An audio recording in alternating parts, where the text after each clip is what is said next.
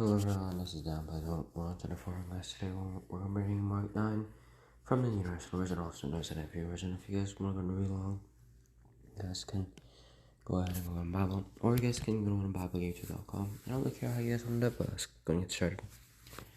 Mark 9, Universal Version, NIV version. And he said to them, "Truly I tell you, some who are standing here will not taste death before they see what the kingdom of God has come with power. Transfiguration. After 6 days, Jesus took Peter, James, and John with him and led them up a high mountain where they were all alone. There he was transfigured before them. His clothes became dazzling white, whiter than anyone in the world could bleach them. And there appeared before them Elijah and Moses, who were talking of Jesus. Peter said to Jesus, "Rabbi, it is good for us to be here. Let us put up 3 shelters, one for you, one for Moses, and one for Elijah." He did not know what to say. They were so frightened. Then a cloud appeared and covered them, and a voice came from the cloud, "This is my son whom I love, listen to him." Suddenly, when they looked around, they no longer saw anyone with them except Jesus. As they were coming down the mountain, Jesus gave them orders not to tell anyone what they had seen until the Son of Man had risen from the dead. They kept the matters to themselves, discussing what rising from the dead meant. And they asked him, "Why did the teachers of the law say that Elijah must come first?" Jesus replied, "To be sure, Elijah does come first and restores all things. Why then is it written that the Son of Man must suffer much and be rejected? But I tell you, Elijah has come, and they have done to him everything they wished, just as it is written about him." Jesus heals a boy possessed by an impure spirit.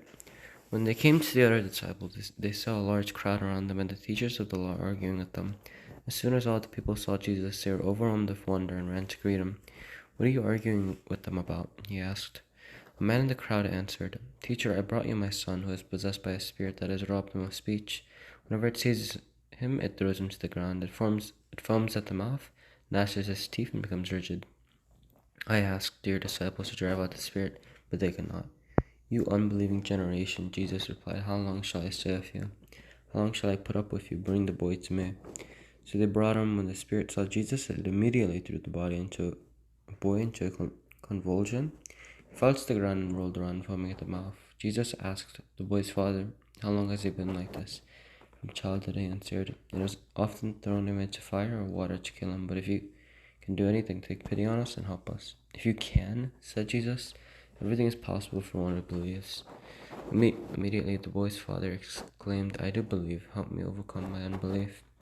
When Jesus saw that a crowd was running to the scene, he rebuked the impure spirit. "You deaf and mute spirit," he said, "I command you, come out of him, and never enter him again." The spirit shrieked, convulsed him violently, and came out. The boy looked so much like a corpse that many said, "He's dead." But Jesus took him by the hand and lifted him to his feet, and he stood up.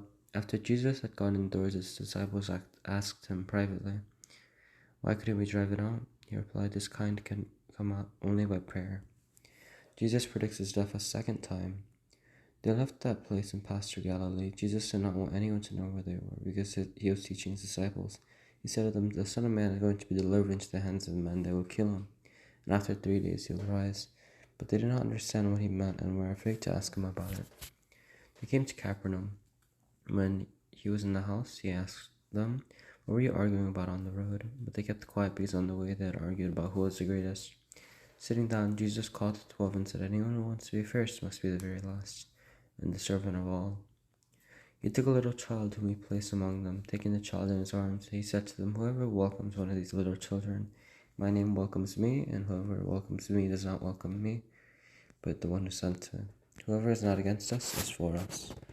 "Teacher," said John, "we saw someone driving out demons in your name, and we told him to stop, because he was not one of us." "Do not stop him," Jesus said, "for no one who does a miracle in my name can in the next moment say anything bad about me. For whoever is not against us is for us. Truly I tell you, anyone who gives you a cup of water in my name, because you belong to the Messiah, will certainly not lose your reward." Causing to stumble. "If anyone causes one of these little ones, those who believe in me, to stumble, it would be better for them if a large millstone were hung around their neck and they were thrown into the sea. If your hand causes you to stumble, cut it off. It is better for you to enter life maimed than with 2 hands to go into hell, where the fire never goes out. And if your foot causes you to stumble, cut it off. It is better for you to enter life crippled than to have 2 feet and be thrown into hell. And if your eye causes you to stumble, pluck it out. It is better for you to enter the kingdom of God with one eye than to have two eyes and be thrown into hell, where the worms that eat them do not die and the fire is not quenched. Everyone will be salted with fire. Salt is good, but if it loses its saltiness, how can you make it salty again? Have salt among yourselves and be at peace with each other. Okay, guys, I hope that you guys enjoyed. And if you guys haven't realized, there are like some verses that are like that look like verse 46, where it's like in supposedly parentheses. That pretty much means that in this version of the Bible, it's not exactly here, but in other versions of the Bible, it is here.